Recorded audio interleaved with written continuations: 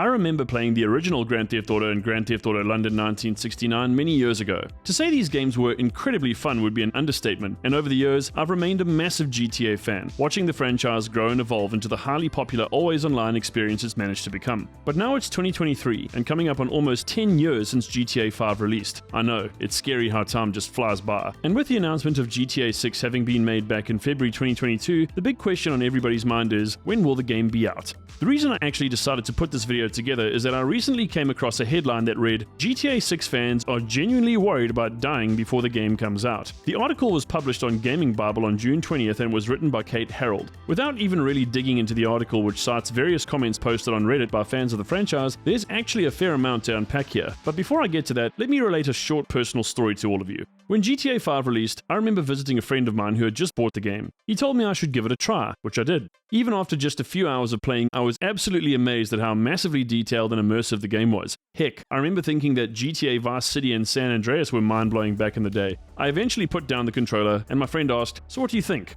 I thought for a moment and replied, "It's really fun, but there's just one problem." Obviously, this remark was met with an incredulous laugh and the question, "Oh yeah? What?" To which I replied, "The game is too good." Now make of that what you will, but I meant what I said and I stand by that. The fundamental problem with a game like GTA 5, possibly more so than any other, is that it's so enjoyable and immersive that I actually consider it replacement life. And yes, I know this isn't really a new thing by any means. Ask anyone who's played The Sims. If I'm honest, the games I have the biggest problem with on many levels are not the bad ones, but the ones that are so good that you could essentially abandon your own life and live a completely virtual one as one or more other characters. It's profoundly odd, but nonetheless, some games just have this way of reeling you in and keeping you there on a near perpetual basis. I'm fully aware that not all fans feel this way or are completely enamored with GTA 5 and or GTA Online, but in relation to the comments posted on Reddit, I think this actually provides some weight to my thesis. Is it possible to become so consumed by a game that you actually fear missing playing it or any future installments of it? If we have to go with the sample we've been given here, the answer is an unequivocal yes.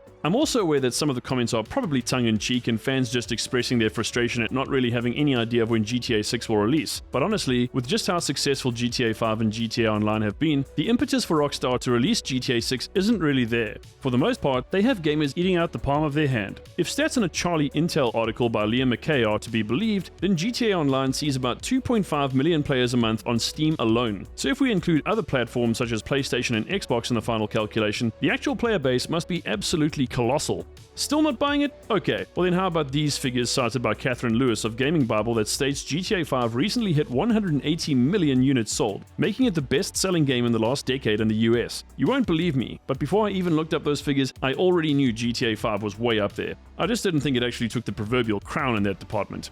If you want to talk about winning, Rockstar Games is doing it arguably better than anyone else. Do they make mistakes? Sure, but while this may sound ridiculous, I would actually say that Rockstar Games is almost too big to fail. Why have there been no updates or release info about GTA 6 yet? Well, maybe the September 2022 leak has something to do with it, but in all honesty, they've managed to develop a winning formula with GTA 5 and GTA Online, and you can bet they're going to ride it out all the way until they just don't see it as sustainable anymore. Maybe that doesn't please many fans, but if you're looking at the arithmetic on its own, it makes perfect sense. So will we see GTA 6 this year? I really don't think so. Optimistically, we'll see it in 2024, but it may only materialize in 2025 or even later on. It is possible that we'll see an announcement about the game later on this year, especially if information provided in a tweet by an insider named Chris Marks is accurate. According to him, Rockstar intends to have a one-year gap between the announcement and release of GTA 6. Admittedly, his tweet doesn't have a ton of views or likes, but he apparently got some details about Payday 3 and the Cyberpunk 2077 Phantom Liberty DLC right, so he's a seemingly reliable source. But even this info isn't particularly helpful and is still kind of vague. But if anything, I would imagine a late 2024 or even an early to mid 2025 release date for GTA 6, or whatever it's going to be called.